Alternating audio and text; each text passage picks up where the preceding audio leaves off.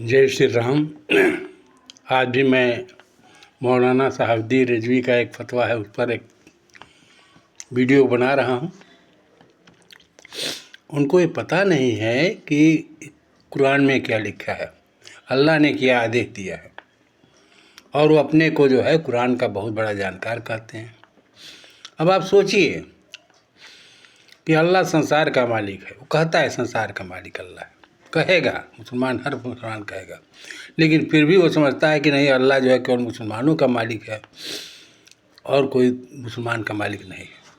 इसलिए मैं आपसे एक निवेदन करना चाहता हूँ कि ये जितने मुल्ला हैं, यदि कुरान को पढ़ लें तो कुरान में कोई भेदभाव नहीं, हिंदू मुस्लिम सारे लोग एक ही हैं, सारे लोग एक ही धर्म को मानते हैं, सारे लोग एक ही ईश्वर को मानते हैं, उसमें कहीं भेद नहीं है।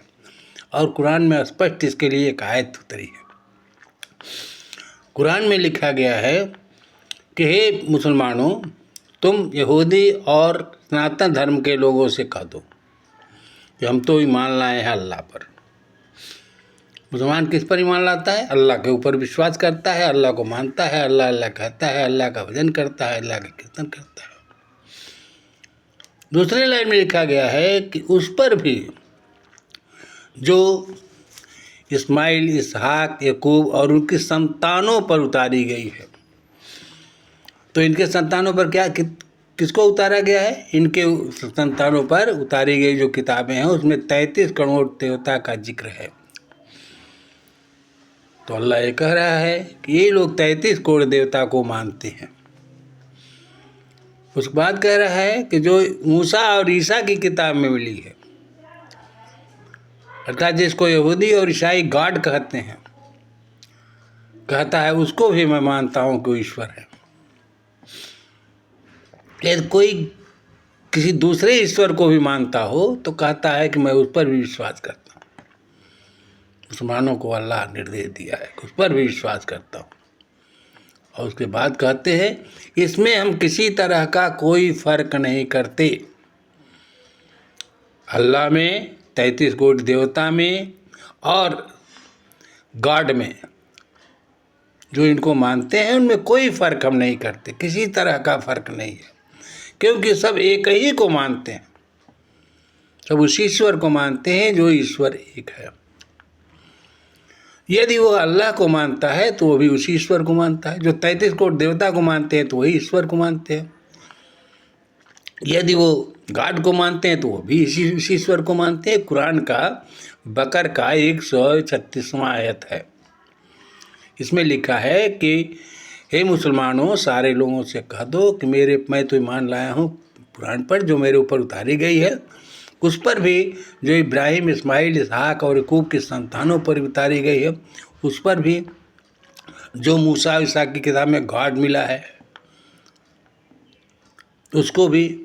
और हम इसमें किसी तरह का कोई फर्क नहीं करते, क्योंकि सब एक ही ईश्वर को मानने वाले हैं, एक ही को मानते हैं लोग। अब आप बताइए, कहाँ नुसरत जहाँ जो है हमारे मंदिर में चली गई तो इनको क्या पेट में दर्द हो गया? कुरान में कहाँ लिखा है कि मंदिर में चली गई तो गलत कर दी? क्यों वो फितवा जारी करते हैं? ये खुद फितना है, और फितना होने के बाद अपने फितने से बाज नहीं आएंगे। एक बार जो है मोहम्मद साहब जो हैं वह कुरान में सब प्रेम की बात कहते हैं, सब अच्छी बातें हैं। जहाँ पर कुरान लिखा हुआ है वहीं पर वेद, पुराण, गीता, रामायण का भी जिक्र है। जहाँ मुसलमान लिखा गया है वहीं पर ईसाई, यहूदी और सनातन धर्म का जिक्र है। और इस आयत में तो आप देख ही लिए कि वो कहते हैं तुम किसी भी ईश्वर की पूजा करते हो। गीता में भगवान कृष्ण ने कहा है, हे पार्थ, कोई भी आदमी किसी भी ईश्वर की पूजा करता है, कहीं करता है, वो सब मुझी को प्राप्त होता है। अर्थात पूरे विश्व संसार का मालिक एक ही है। उसको मुसलमान अल्लाह कहता है, उसी को हिंदू जो है 33 करोड़ देवता के रूप में मानता है, और उसी को यहूदी और ईसाई गॉड के रूप में मानते हैं। उसमें कोई भेद नहीं है। तो जब भेद नहीं है तो वह मुस्लिम जा रही है मंदिर में तो क्या तुमको परेशानी हो रहा है? ये तो कुरान में ही कहा गया है। तो कुरान पढ़ते नहीं, वो दो ही चीज़ पढ़ते हैं। कुरान में 5-4 लाइनें हैं तो पहले लाइन पढ़ देंगे कि जो हम पर उतारी गई, हो गया, ख़त्म हो गया उनकी पढ़ाई। अंतिम में पढ़ेंगे वो एक ही है। माने कुरान में उतारी गई अल्लाह लिखा गया वो अल्लाह एक है और उसी अल्लाह को मानेंगे, तो ये तो पूरा नहीं कहता है। तुम पूरे कुरान को पढ़ो, उसमें देखो कि वो अल्लाह को भी कहता है, 33 करोड़ देवता को भी कहता है, वह जो है गॉड को भी कहता है, और कहता है कि सभी एक ही है। जो जिसको पूजा कर रहा है वो बिल्कुल ठीक कर रहा है। यदि इन लोगों की पूजा कर रहा है कोई तो सबसे अच्छा और सही है, और उसी को अल्लाह तुम कहो, हम भगवान कहते हैं, और वो गॉड कहता है, सब एक ही है, कोई भेद नहीं है। तो इस तरह की बात जब कुरान में लिखी गई है तो इस मौलवी को ये बात कहने का अधिकार क्या है कि तुम क्यों मंदिर में चली गई, तुम क्यों ईसाई के धर्म को मना रहे हो। ये जो है गैर इस्लामिक है। गैर इस्लामिक कहाँ है, इस्लामिक क्या है, अब समझाएं हैं तो आपको समझ में आ जाएगा कि इस्लाम जो है वह सनातन धर्म के ही द्वारा निकाला गया है। हज़रत इब्राहिम के पूरे रिवाजों को मुसलमानों ने ग्रहण कर लिया, जो 15 वर्ष पहले से अरब गणराज में चल रहा था। इस तरह से भी सनातन धर्म को ही मानते हैं। हज़रत इब्राहिम का दिन ही तुम्हारा दिन है, इस तरह उसमें बताया गया है।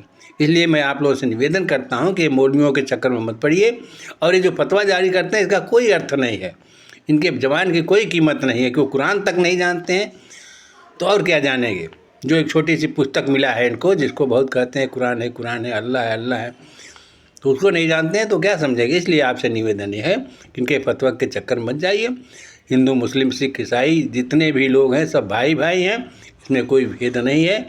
जय श्री राम।